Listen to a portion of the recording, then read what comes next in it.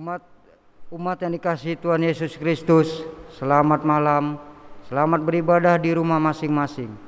Kiranya kesetiaan beribadah kepada Tuhan merupakan ungkapan syukur nyata dan menjadi persembahan yang hidup dan kudus dan berkenan di hadirat Allah. Pemberita firman adalah Penatua DC Benyamin M. Umat Tuhan, mari berdiri untuk menyambut firman Tuhan yang hadir di tengah persekutuan kita.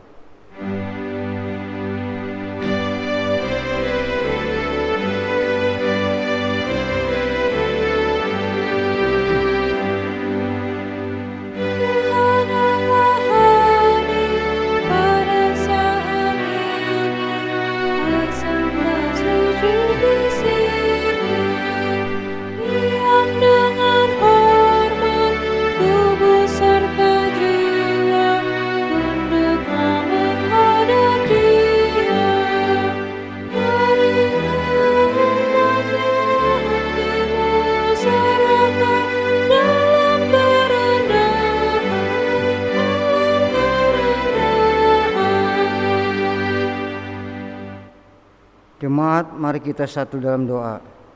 Ya Bapa Sorgawi, Bapa yang kami puji dan sembah dalam nama Tuhan Yesus Kristus, kami bersyukur karena dari hari ke hari, di dalam suka dan duka, Engkau selalu setia menjaga, menolong kami.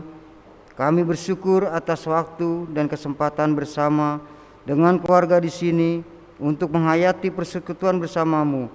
Kuduskanlah ibadah kami ini, serta berkatilah kami mohon kasih ampunan-Mu akan segala dosa dan salah kami. Di dalam nama Tuhan Yesus Kristus kami berdoa dan bersyukur. Amin. Jemaat yang kasih Tuhan, kita akan membaca bermazmur secara berbalasan, di mana terambil dari Mazmur pasal 95 ayat 6 dan 7. Masuklah, marilah kita sujud menyembah, berlutut di hadapan Tuhan yang menjadikan kita. Sebab Dialah Allah kita, dan kitalah umat gembalaannya, dan kawanan domba tuntunan tangannya. Pada hari ini sekiranya kamu mendengar suaranya. Jemaat, saya persilakan duduk.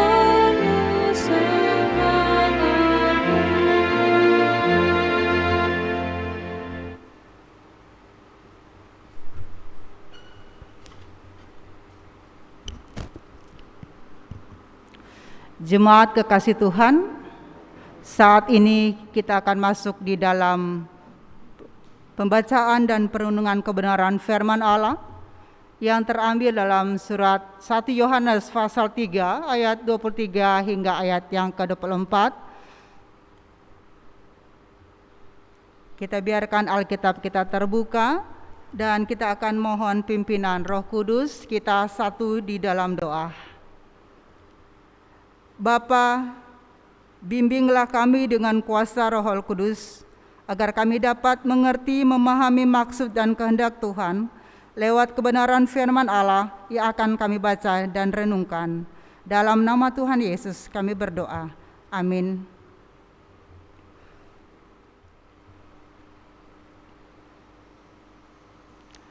Jemaat kekasih Tuhan, adapun pembacaan Alkitab hari ini terambil dalam Perjanjian Baru surat 1 Yohanes pasal 3 ayat 23 sampai 24. Untuk itu mari berdiri. Dan inilah perintahnya itu, supaya kita percaya akan nama Yesus Kristus anaknya, dan supaya kita saling mengasihi sesuai dengan perintah yang diberikan Kristus kepada kita. Barang siapa menuruti segala perintahnya, ia diam di dalam Allah dan Allah di dalam dia. Dan demikianlah kita ketahui bahwa Allah adalah di dalam kita, yaitu Roh yang telah Ia karuniakan kepada kita. Demikian jauh pembacaan Alkitab. Berbahagialah bagi masing-masing kita yang mendengarkan bahkan merenungkan firman Allah. Terpujilah Yesus Kristus. Haleluya.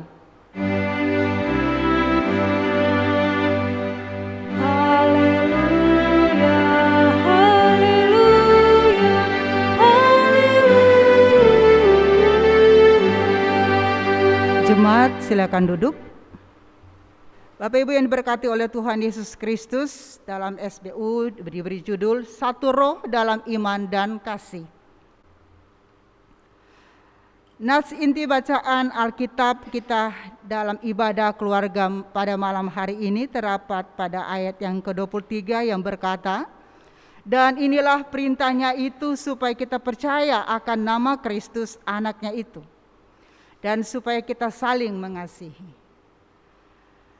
Nas inti bacaan kita malam ini berbicara tentang sebuah perintah, yaitu perintah pertama, percaya akan nama Yesus Kristus atau beriman kepada Yesus Kristus.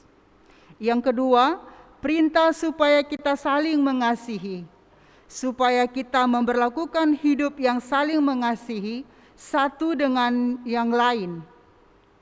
Kasih yang tulus dan jujur, sebagaimana yang telah diperagakan dan diteladankan oleh Tuhan Yesus Kristus dalam Epifaninya.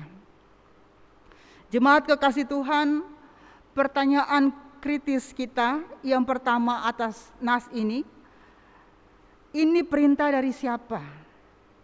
Bila kita memperhatikan dengan secara seksama kalimat dalam nas inti bacaan kita, di mana di situ tertulis "dan inilah perintahnya", serta kalimat akan nama anaknya, maka dapat kita simpulkan bahwa dengan katanya di ayat 23 yang diawali dengan konsonan N atau huruf N yang ditulis dengan huruf besar tersebut, itu menunjukkan pada pribadi Tuhan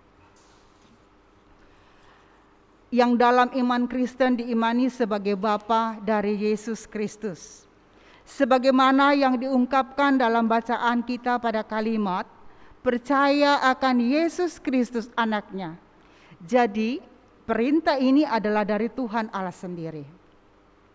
Namun patut diingat jemaat kekasih Tuhan bahwa istilah anak di sini dalam nas kita bacaan yang dimaksud dengan sebutan mengenai Yesus Kristus sebagai anak Allah, sebagaimana yang juga dipahami dalam iman Kristen, maksudnya bukan sebutan sebagai anak biologis yang lahir karena pertemuan antara sperma dari laki-laki dan sel telur dalam rahim seorang perempuan, lalu membentuk janin yang bertumbuh mewujud menjadi seorang anak. Akan tetapi sebutan anak Allah yang dimaksud dalam diri Yesus Kristus itu adalah makna dan artinya sebenarnya adalah yang berasal dari Allah, atau yang datang dari Allah, atau yang datang atas misi kerajaan Allah. Seperti halnya pada setiap hari kita pun berucap kata anak. Tapi arti atau makna atau maksud daripada pengucapan kata anak tersebut itu bukan menunjukkan pada keberadaan seseorang sebagai anak biologis.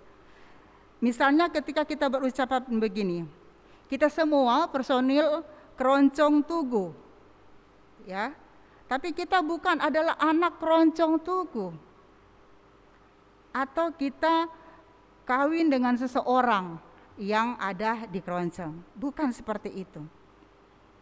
Atau dikatakan kita sebagai anak GPB Tugu, bukan berarti bahwa GPB Tugu kawin dengan siapa gitu ya, melahirkan anak dengan pertolongan bidan tertentu, bukan seperti itu.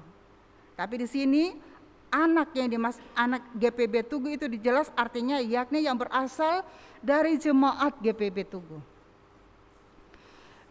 Begitu juga maksud dengan cerita atau film Sidul Anak Betawi.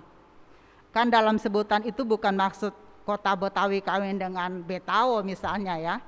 lalu melahirkan seorang anak yang namanya Dul dengan pertolongan bidan dan sebagainya. Misalnya kan bukan seperti itu.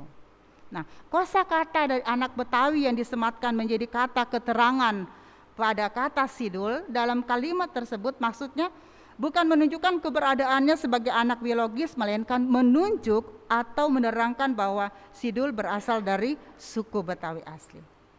Nah, begitu juga arti dan makna sebutan Yesus Kristus sebagai anak. Dalam iman Kristen, sebagaimana berita sorga yang dibawa dan diberitakan oleh malaikat Jibril kepada Yusuf sebelum terjadinya Natal Yesus Kristus, sebagaimana yang dicatat dalam Injil Matius 1 ayat 20 sampai 21.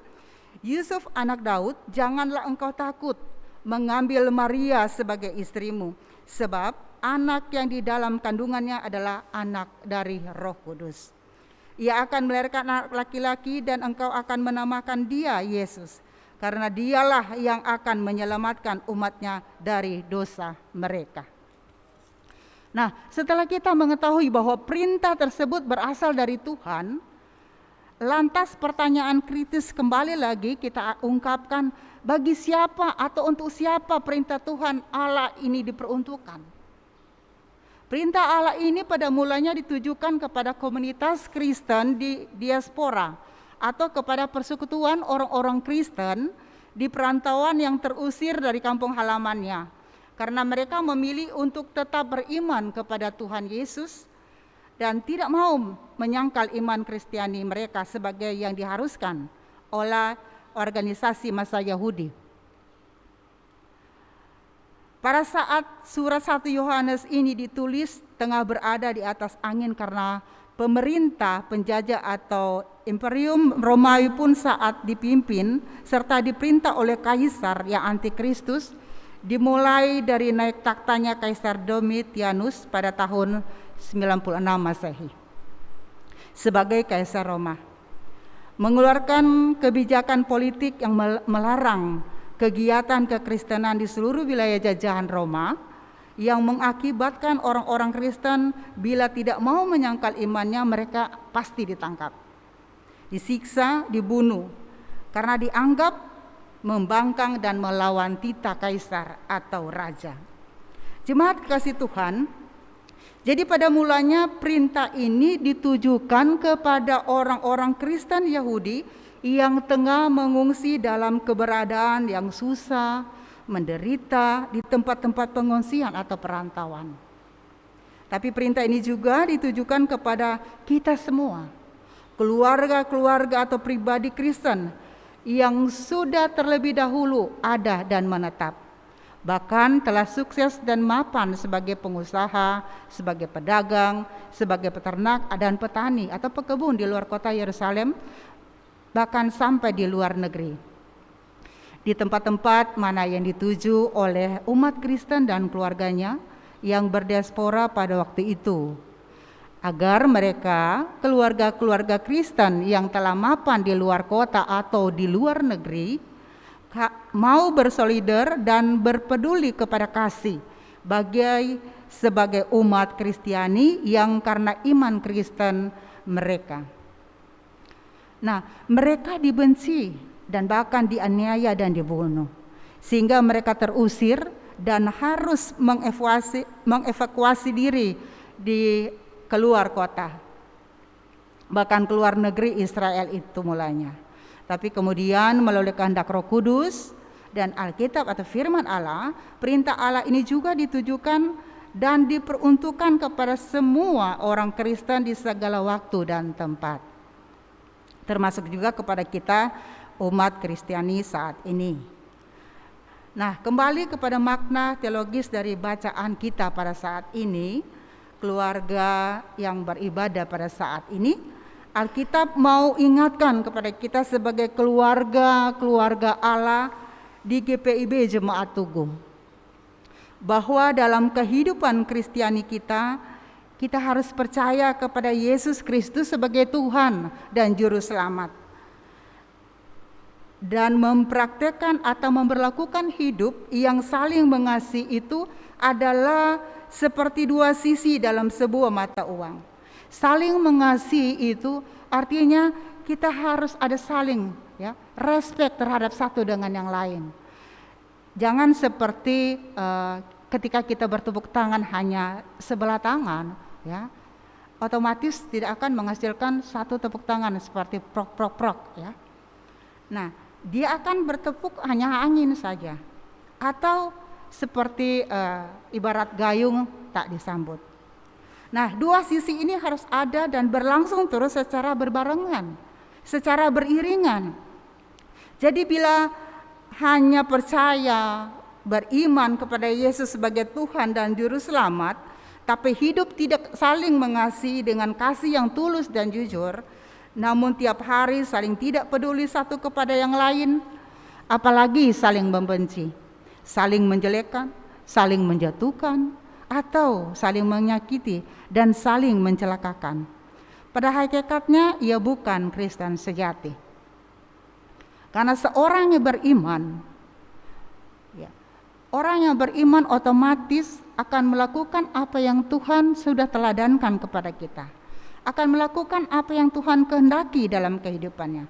Begitu juga bila dapat mengasihi dengan baik dan sempurna, tapi ia tidak beriman kepada Yesus Kristus, sama halnya dengan tong kosong berbunyi nyaring. Dan beriman bahwa Yesus adalah anak Allah, orang itu juga bukan Kristen.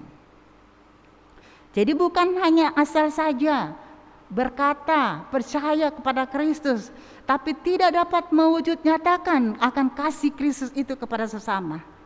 Malam hari ini bacaan kita mau mengatakan bahwa menjadi Kristen sejati atau Kristen yang dikehendaki Allah adalah beriman kepada Yesus sebagai anak Allah dan Tuhan serta Juru Selamat, dan sekaligus dengan itu mempraktikkan hidup yang saling mengasihi satu kepada yang lain dengan wujud nyata, dengan sungguh-sungguh, bukan dengan kasih yang berpura-pura. Jadi Alkitab bilang iman Kristen itu harus berdimensi secara vertikal dan horizontal. Salib tidak akan disebut kata salib kalau tidak ada vertikal dan horizontal. Artinya terhadap Allah dan kepada manusia. Seperti halnya tanda salib yang kalau hanya garis vertikal saja, ya seperti tadi saya katakan bukan salib namanya. Jadi itu ada yang ke arah ke atas kepada Allah dan arah kepada sesama. Bahkan setiap saat dan waktu percaya dan beriman pada Tuhan Yesus dan memperlakukan hidup yang saling mengasihi, saling bertolong-tolongan, menanggung beban, saling bertolong-tolongan untuk peduli dan berbagi kasih, sukacita dan damai sejahtera satu kepada yang lainnya. Kalau kita tidak memperlakukan kedua hal itu secara serentak, maka sekali lagi Alkitab bilang pada hakikatnya kita bukanlah orang Kristen, melainkan Kristen yang asli tapi palsu. Nah, jemaat kekasih Tuhan, itulah sebabnya dalam beberapa pengajarannya Tuhan Yesus pun menekankan perihal substansi dan implementasi dari perintah Allah yang kita baca dan renungkan pada malam ini. Contohnya sebagaimana yang Tuhan Yesus nyatakan dalam Injil Yohanes, jika kamu mengasihi aku, kata Tuhan Yesus, kamu akan menuruti segala perintahku. Artinya jika kita adalah pribadi dan keluarga Kristen yang percaya kepada Yesus dan mengasihi Yesus, maka kita pun wajib melakukan apa yang Yesus kehendaki. Jikalau kamu menuruti perintahku, lagi kata Yesus, maka kamu akan tinggal di dalam kasihku. Inilah perintahku, yaitu supaya kamu saling mengasihi seperti aku telah mengasihi kamu.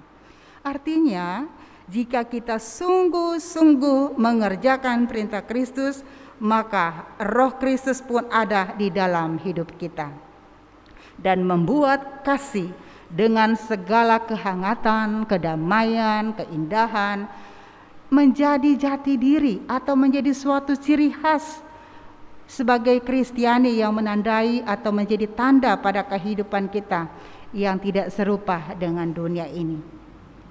Oleh karena menampakkan jati diri yang khas sebagai orang Kristen adalah merupakan kewajiban setiap orang Kristen, maka Yesus pun memerintahkan kita dan semua orang Kristen supaya memperlakukan hidup saling mengasihi seperti Kristus telah mengasihi, bahkan telah menyelamatkan kita dengan mengorbankan tubuhnya demi penebusan dosa kita di salib Golgota.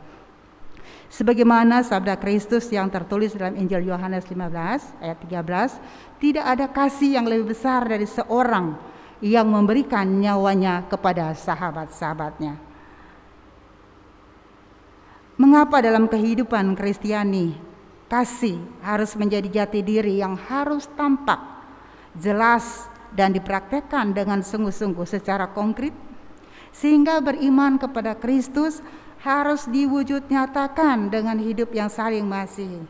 Karena Alkitab bilang, barang siapa yang tidak mengasihi, ia tidak mengenal Allah. Sebab Allah adalah kasih.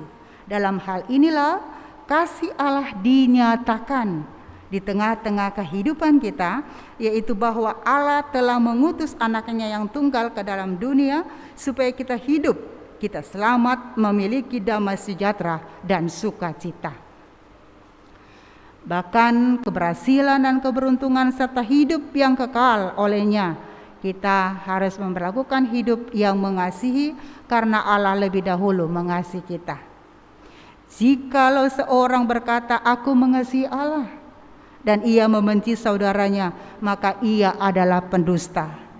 Karena barang siapa tidak mengasihi saudaranya yang dilihatnya, tidak mungkin mengasihi Allah. Dan perintah ini kita terima dari Dia, barang siapa mengasihi Allah, ia harus juga mengasihi saudaranya. Jemaat kekasih Tuhan, sebagaimana Tuhan Yesus begitu baik bagi kita dan keluarga kita, dengan selalu melindungi, meluputkan kita dari segala mara bahaya, termasuk pandemi COVID-19, baik dalam aspek kesehatan maupun dalam aspek dampak ekonomi. Maka janganlah kita jemu-jemu untuk berbuat baik dengan saling mengasihi, dengan senantiasa mengingat pesan Alkitab. Hendaklah kasih itu jangan pura-pura, jauhilah yang jahat, dan lakukanlah yang baik terhadap sesamamu. Hendaklah kamu saling mendahului dalam memberi hormat, dalam memberi maaf, dalam memberi respek dan apresiasi, dalam memberi pertolongan dan peduli kasih. Maka hidup ini akan indah dalam marak bermekarnya bunga-bunga Injil yang berseri dalam kehidupan kasih kita kepada semua orang, terutama kepada saudara-saudara seiman, sebagaimana yang diamatkan oleh Yesus Kristus adalah sang sumber kasih. Amin.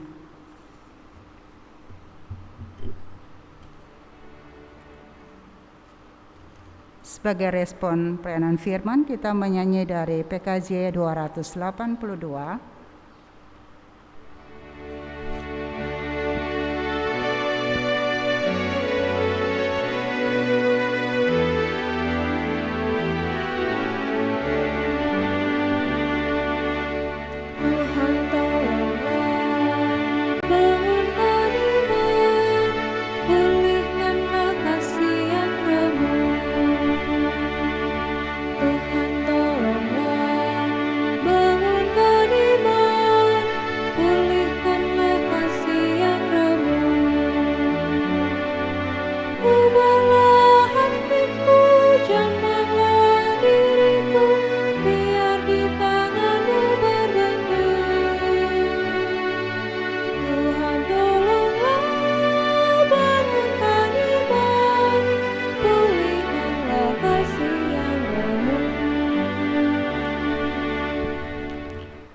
Jemaat kekasih Tuhan, mari kita satu dalam doa syafaat, kita berdoa.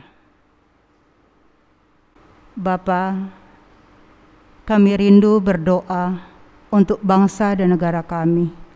Tuhan tolong pimpin akan pemerintahan kami, agar dimampukan untuk dapat mensejahterakan rakyat dan seluruh Indonesia.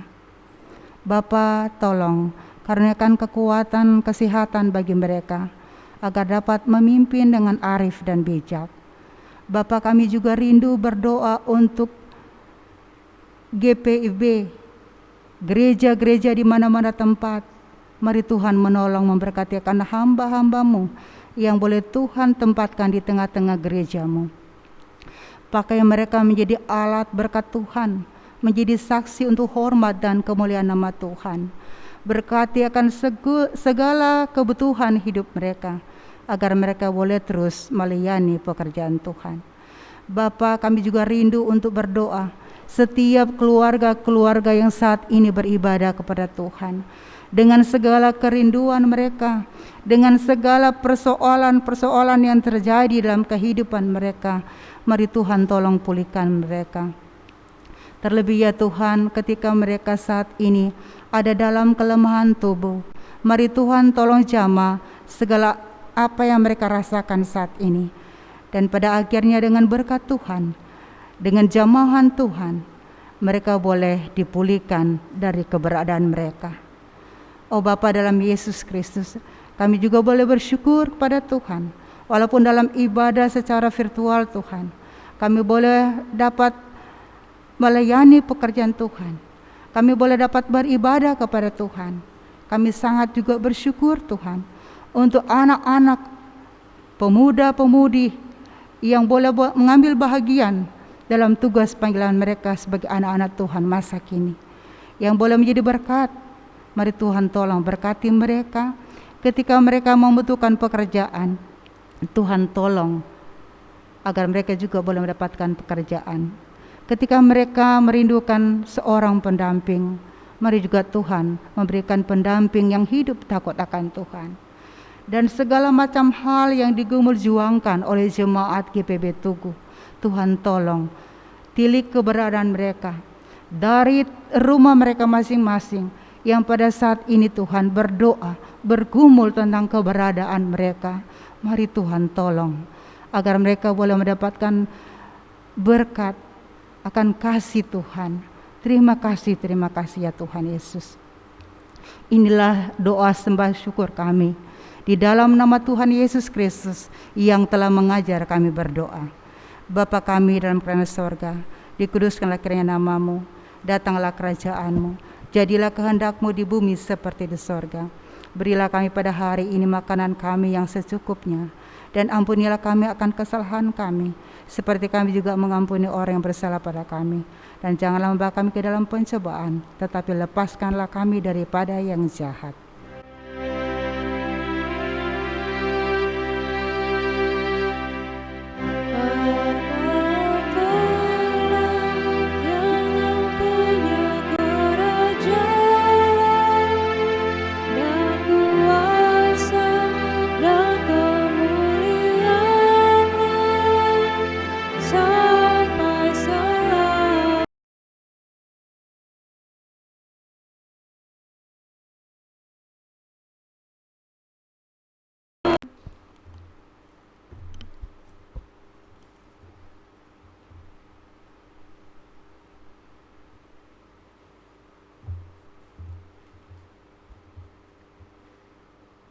Jemaat yang dikasihi Tuhan kita Yesus Kristus, mari mengucap syukur melalui persembahan kepada Tuhan dengan mengingat kata Alkitab bahwa Kristus telah mati untuk semua orang, supaya mereka yang hidup tidak lagi untuk dirinya sendiri, tetapi untuk Dia yang telah mati dan telah dibangkitkan untuk mereka.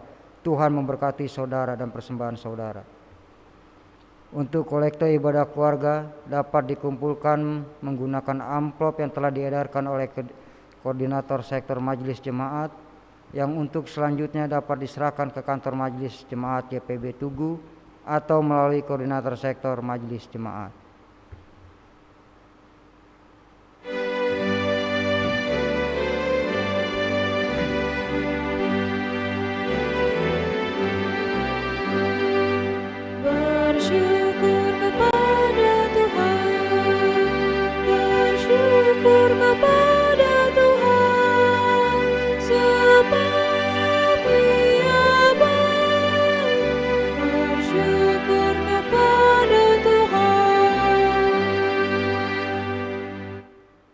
Umat Tuhan, mari berdiri untuk kita berdoa. Ya Tuhan, Engkaulah sumber hidup kami. Kami membawa dengan penuh sukacita persembahan ini sebagai ungkapan syukur kami kepadamu. Terimalah ya Tuhan, dan kuduskanlah agar dapat dipakai bagi kemuliaan nama-Mu. Amin. Jemaat, saya persilakan duduk kembali. Jemaat yang Tuhan kasih, kita akan mendengarkan warta sektor. Majelis dan jemaat GPIB Tugu mengucapkan terima kasih kepada Penatua Nyonya DC Benyamin Mati Alu yang telah memberitakan firman pada malam hari ini. Ucapan terima kasih organis, pemandu lagu, operator sound system, serta tim Inforkom yang telah mengambil bagian dalam ibadah kita malam hari ini. Dan juga kepada seluruh jemaat yang mengikuti ibadah keluarga malam hari ini melalui live streaming di rumah masing-masing. Terima kasih, Tuhan Yesus memberkati.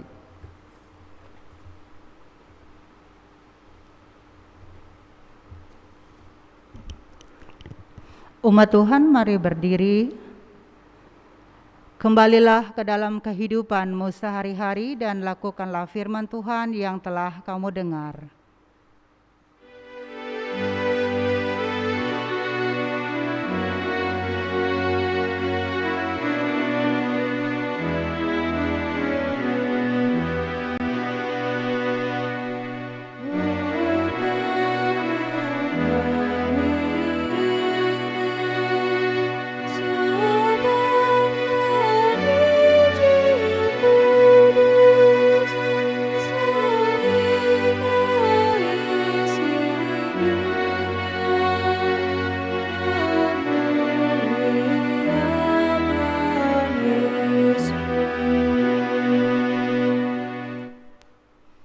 Kini umat Tuhan, arahkanlah hati dan pikiranmu kepada Allah dan terimalah berkat-Nya. Kasih karunia dan damai sejahtera dari Allah Bapa kita dan dari Tuhan Yesus Kristus menyertai kamu.